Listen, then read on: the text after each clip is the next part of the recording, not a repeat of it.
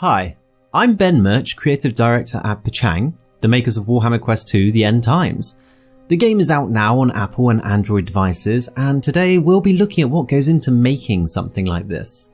From initial concepts right the way through to creating those finished assets. So sit back and enjoy. The first step is to figure out how the game will look and what your limits are. Characters and environments are made of polygons, and we need to find out just how many the game can comfortably use. This is the very first scene we produced. It's not final quality, but ran okay on lower end devices, and so gave us an idea of those art budgets. We also tested a process to see if the room could look different just by changing the lighting and textures. A similar method was ultimately used in the final game. The other design areas we address in these early stages are scale and how rooms fit together. We use a process called whiteboxing, which allows us to quickly test ideas. With a tile-based game, your characters need to be the right size for the environment and look an appropriate scale when stood next to each other. If you get this wrong, they may stand too close or far apart and throw the whole scene off. Next, we need to put these rooms together to make a dungeon. This is the early version of our dungeon manager. You can see each room has a footprint, which contains all the data needed to stitch them together. Once the footprint has been created, the artwork is layered on top and you get your dungeon. We use a similar white box process for other parts of the game. The animated towns went through several iterations of size, animation and artwork to get the finished article. Our characters begin life as super high polygon models.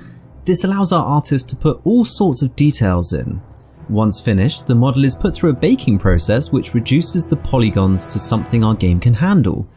The final step is to add colour and materials before handing over to animation. And then all of these finished characters and environments get put together into the final game, which looks like this.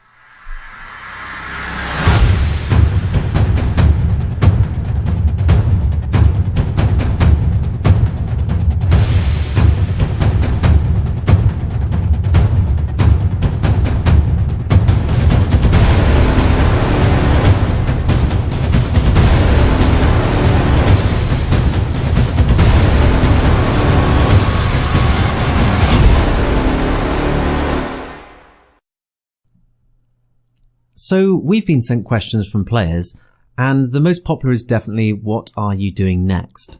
So first of all, we're continuing to support the game with tweaks and fixes, adding requested features that make the overall game better. Second, we're working on new game modes and our next platform, which will be PC. And thirdly, there's this guy. We hope you've enjoyed this look behind the scenes on Warhammer Quest 2 The End Times. For all the latest news, follow us on Twitter at PachangRUs and sign up to our newsletter via our website. Until next time, good adventuring.